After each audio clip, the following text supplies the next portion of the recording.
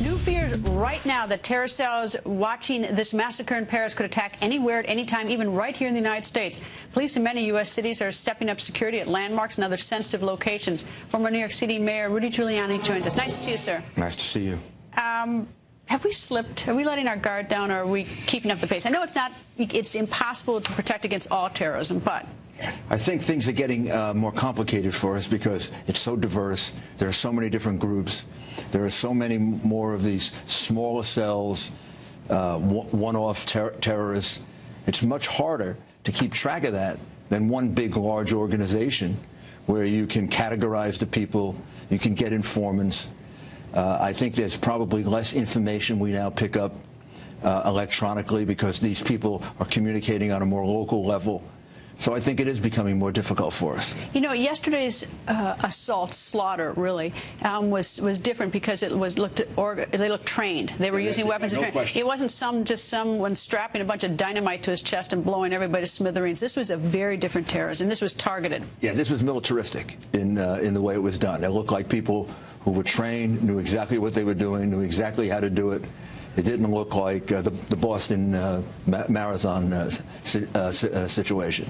How do we know this isn't coming to the United States, or is it inevitable? I mean, are we just sitting ducks, or what should we expect, or what's reasonable to expect? I think we have to expect that this is going to happen in the United States. So what should we do? That. We've got to do what the administration did today and what police forces are doing all over the country, which is to be on alert.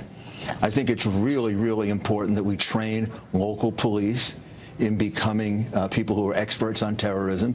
Bill Bratton, the police commissioner in New York, has a phrase for it. He calls it the precursors of terrorism, training his police in looking for the things that might suggest the possibility of a terrorist attack. We've been doing that for 20 years. Howard Safir, when he was my police commissioner, stopped a bombing of the New York City subway. That was only 2 hours before the bombing was going to take place because a young rookie cop saw these suspicious people. So I would think police departments should engage in this kind of training, and the FBI has to think about the local police as their eyes and ears. Well, we're at a weird intersection of time, if that's true, because right now there are a lot of members of the police forces across the nation, from coast to coast, especially in your city of New York, who are very unhappy. So if they're distracted because they feel like they're being, the administration resents them, or somebody resents them, the mayor resents them, it's hard to focus. You're going to keep your eye on the ball. Well, that worries me, but I have such confidence in the NYPD. You know, we had 2 police officers who were shot several days ago. Those were 2 police officers who were going off duty. They got a call that there was a robbery going on in a Chinese restaurant. They didn't go home. They went to the robbery. They stopped it, and they got shot. Yeah, but I'm thinking about, there's a funny-looking rucksack at Times Square. Well, all right, it's probably nothing. Here's the worry. The political correctness becomes the worry. They see somebody that's suspicious. Is there a fear they're going to be wrong?